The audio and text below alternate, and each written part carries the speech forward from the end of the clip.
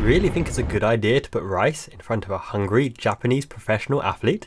I mean, not only that, he's the Japanese international captain. He's probably been on some cooking show showing 7 ways till Sunday how to cook different types of rice, and then proceeding to demolish that rice in front of all his adoring fans. I mean, metaphorically speaking, if Pikachu is rice, then this would be the result. You see? There's Endo, aka Red from Pokemon. Where's that Ash? And there's our unfortunate cooked rice. By the way, the UK opening theme for Pokemon is better than the Japanese version. Ash Ketchum, absolutely sick. Get to there. It doesn't even matter what rice. Fried rice, boiled rice, box to box rice. Endo knows how to deal with all types of rice. He must have demolished every type of rice in his lifetime so far. So what I'm trying to say really is if you bring rice in front of any Asian of any ethnicity, you're asking for trouble. And if you were to mention Declan to Endo, the only Declan knows is this geezer.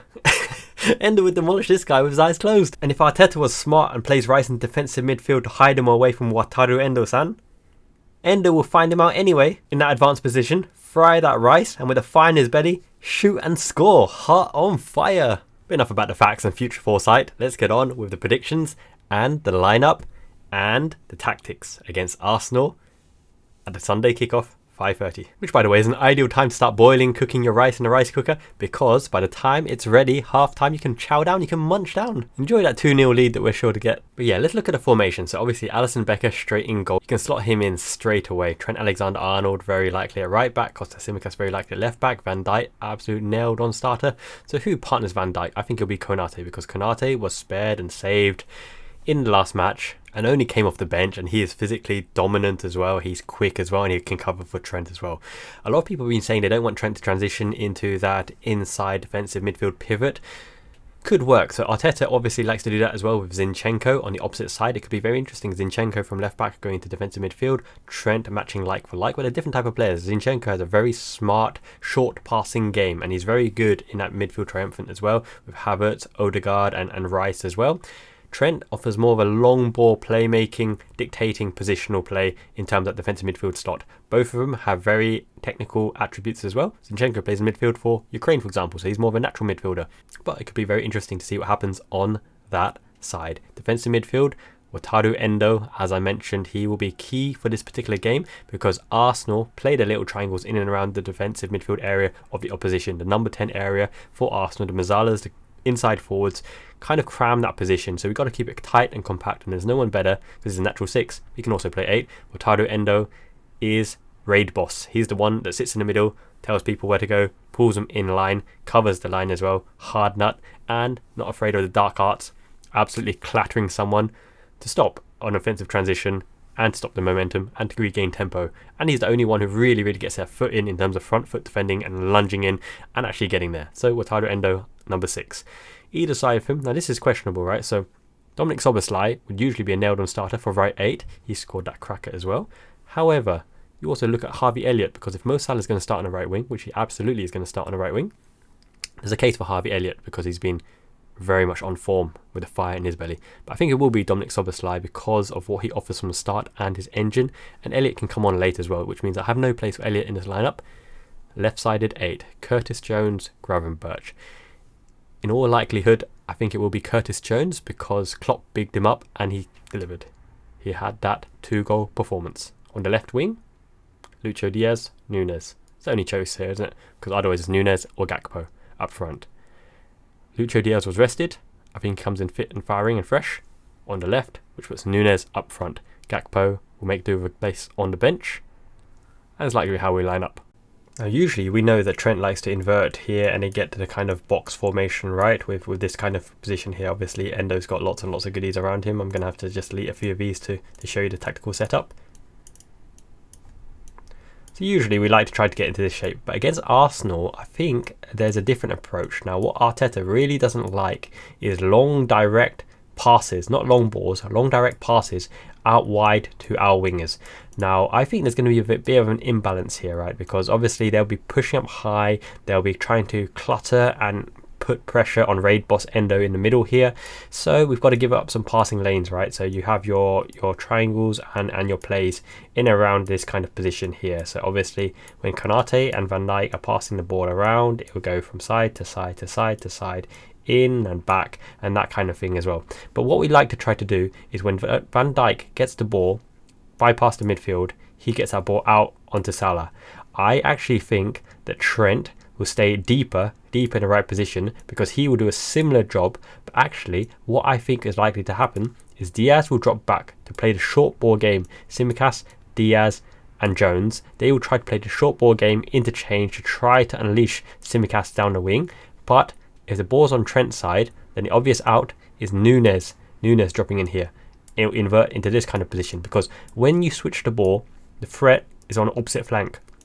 If Trent can get the ball out here, and it could be Diaz or Núñez, but I'm going to use Núñez for this example because I think that Diaz, Jones and Tsimikas will interchange.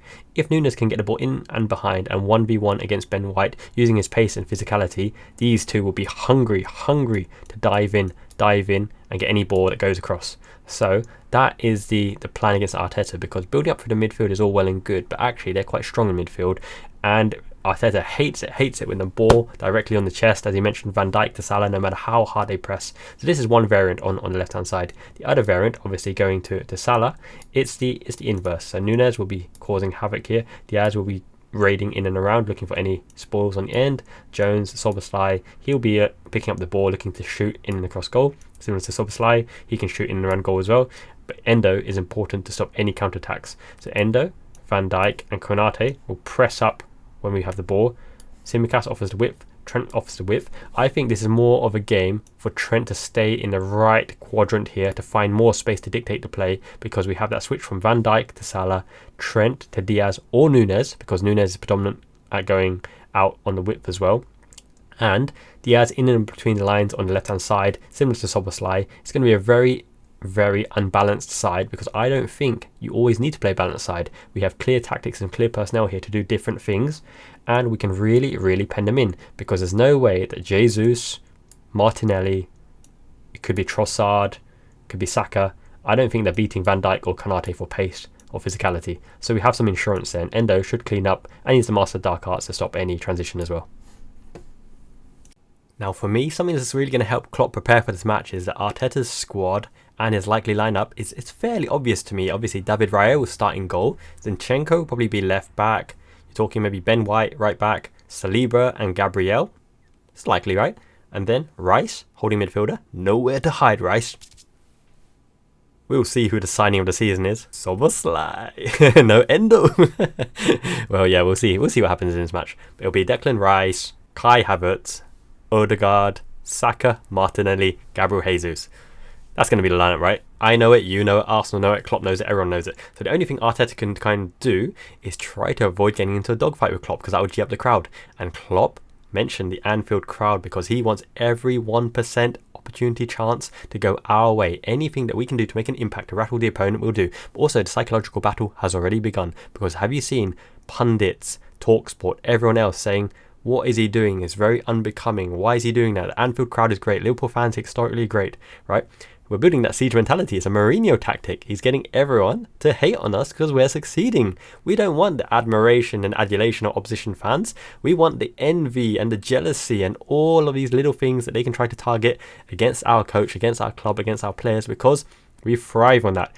We don't usually always compete from a position of strength. When we head into those Chelsea semi-finals or those Chelsea finals to penalty shootouts against the big dogs in Europe, we love the mantra that on our day at Anfield we can crush anyone, with the fans, with the players, with the momentum, with the tempo, with the pace, and this group of players who are hungry and fresh and want to win something with Liverpool. Every single edge we can get, we need to go for it. And Klopp has rightly called it out, but not just for the Anfield crowd and not just internally, because when the Anfield crowd really roar and back our players on the pitch, they also are in the opposition's heads as well, because they're saying, what are you talking about? Anfield's a great crowd. Klopp, you have no right to disrespect the fans like that. What? They're already loud enough. Klopp, why are you targeting your own fans, etc.? This is cunning. Let's deflect attention away from the true story, which is Liverpool's squad, I think, looks stronger than Arsenal's squad. Our bench looks stronger than them. We have more firepower than them. But Arsenal are legitimately a threat. They have very good players. Saka is a Salah light without the statistics. He may get there one day. Uber talented. Great boy as well. Great mind. He's earning a wedge though. He's earning so much for his age. Gabriel Jesus has traditionally caused us problems with his off-the-ball running. He's not the clinical striker, but he plays in the wide positions and the inside forward positions. Odegaard's going to be very pesky. It's going to be up to Endo to shackle him as well. Szoboszlai and left-sided 8, probably Curtis Jones, will have to pin in the inside forwards, especially because when Zinchenko cuts in as well, and Odegaard and Havertz start to rotate around in and around, because Havertz can transition in any area of the midfield. He's a very versatile player, regardless of up and down form as well. We really have to pin them in, and that midfield has to work extremely hard to get a foothold into the ball, because when we can get in behind their line, in and around Declan Rice outnumbered, and play our short balls, or Trent can dominate just in front of that front line, it becomes very effective. And we are very, very good in an open style game, because we can hit the lines much better than most teams, just because we have so many ball players. We have Van Dijk, we have Trent, we have Endo. Szoboszlai can do it. McAllister's probably better than Szoboszlai at playing the line breaking passes, but Curtis Jones has proven he can run through as well. So you've got two progressive runners, Curtis Jones and Szoboszlai, and this battle here will be very, very interesting. That midfield is a very powerful midfield. Odegaard I'm talking about. Havertz, people love him, people hate him, he's still a quality player. And Declan Rice. Jack of all trades, can do a bit of everything, but I have a lot of confidence in our midfield. But it's where the firepower has the differential for me, because Mo Salah, big game player. This is the game I expect Mo Salah to take the game by scruff of the neck and do something amazing. This is the type of game you call on your legends, you call on your leaders, you call on your inspirational players who lead by example. Mo Salah is our inspirational icon right now, running down the wing, but I really expect him to do something in this game, because these are the type of games that you keep a Mo Salah for, because you expect that they will perform, they'll do what they need to do. Lucho Diaz, I'm really hoping he comes up trumps as well and comes to form, but in all honesty, I think set pieces is also going to be very, very important for us, because it puts pressure on them in Anfield, in the capacity crowd. We really need to put them under the cosh, because Arsenal aren't very good at closing up shop or playing compact. They're very expansive, they're very dynamically flexible, they're tactically aware as well. Arteta's a very, very good coach. I do rate Arteta. He's just on a rung below your Peps, your Klopps, maybe even your De Zerbi, maybe your Pochettinos. I'd probably put Arteta kind of third or fourth rung, right? Along the lines of Unai Emery, De Zerbi, Pochettino, Arteta. That they have something about them, that they're looking to express themselves, bring the ideas onto the pitch, get the team to understand their philosophy and play their game. Arsenal will play their game. They're very expansive, get the ball out wide, Saka will cut inside, there'll be an overlap, Zinchenko will go into midfield to overload the midfield, and we have to be aware of all these things. Defensively, they're quite solid as well. Saliba has made a big difference. Ball playing centre-backs, Raya, a ball playing goalkeeper as well, prone to the odd mistake. This is where the key players, I think there's going to be three main players that need to step up to plate here. Alisson, Van Dijk, Mo Salah. And the reason is, Van Dijk is marshalling our back line. Konate will need to have a big game as well. But I trust Alisson more than any other player, any other goalkeeper in history of Liverpool, maybe even in the Premier League. When the dices are rolled, when the cards are down, Alisson Becker being the last man, you put your faith in him to carry us home. Will it be a clean sheet? Not 100% convinced. Arsenal have a good attacking threat built through the midfield and creative players who can create an opportunity. There will be opportunities. We will need Alisson in this game. Kostas Tsimikas, Trent Alexander-Arnold. It'll be very interesting to see how Klopp deploys them and what role they play. Traditional fullbacks, Klopp inverting inside. Will Tsimikas play a wing back? Will Tsimikas overlap? Will they go back to kind in the way that we have bombing forwards and Endo drops in to form a three in the centre-back position? Two midfielders drop back, keep it compact, play out wide. It'll be very interesting what we do. Núñez will run the channels. Núñez will cause havoc. I think there'll be a referee call in this game as well. There might even be a penalty. There might be a red card. It'll be fast. It'll be frantic. It'll be furious. Capacity crowd. Let's see what happens. I'm really looking forward to it. It's always a fun game, Arsenal versus Liverpool. There's always chances created. It's not a boring pen them in. Every club needs to back their philosophy, back their manager, attacking intent, passion, speed, top of the Premier League. This is what it's all about. And I think we had something similar, right? I remember that, is it Bobby Firmino hat-trick? The one where he was given the penalty at the end. That's the one where he slalomed in and out as well, right? Love that. Love that game. That attacking three. Mane, Firmino, Salah interchanging, attacking. I think Arsenal even scored first. It was one of their squad players. I'm wanting to say, was it Ainsley Maitland-Niles? I think it was Maitland-Niles, wasn't it? Because, yeah, I don't quite remember how they made the goal, but I remember they scored first and that front three turned it on and we absolutely clattered them in the end, 5-1. I don't think it'll be an easy game. I think it'll be a very tough game, but if we can pen them in and get them under the cosh from the first minute with a roaring Anfield, and if the referee lets the game flow, I have confidence around this, because our midfield three, I think, have enough about them to keep the game compact, to keep it under control, to get a foot in the midfield, which is important against Arsenal. And when you compare attack versus attack and defence versus defence, you've got Salah, Saka, Martinelli, Lucho Diaz, both wildcards here, because Martinelli is a trickster and he has added scoring to his game as well, and assist creation. And Luis Diaz is at the top level of technical play. He just needs to be decisive, because you can't just cut inside looking to shoot.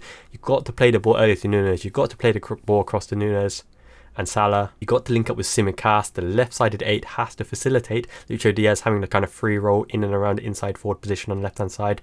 There's a lot of mini battles within this and a lot of win conditions that we need to create in terms of getting Trent into the half space on the right, getting Trent with his head up in defensive midfield position to hit the ball over the top to Nunes, because I don't think Arsenal are the best running back at their own line as well.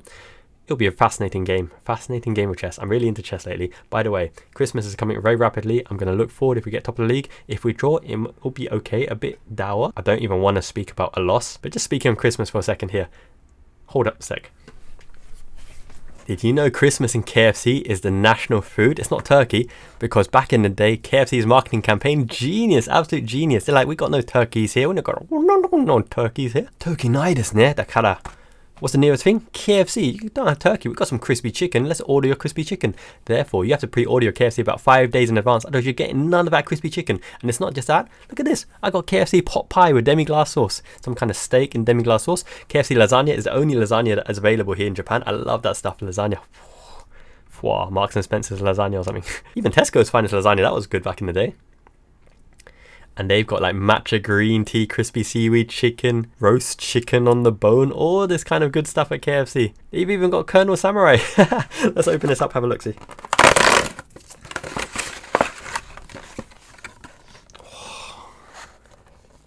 KFC pot pie. I'm actually going to do a dedicated video on Japan KFC on my main channel, The Miyazaki Man. Check it out. I'll put the link in the description below when it's done.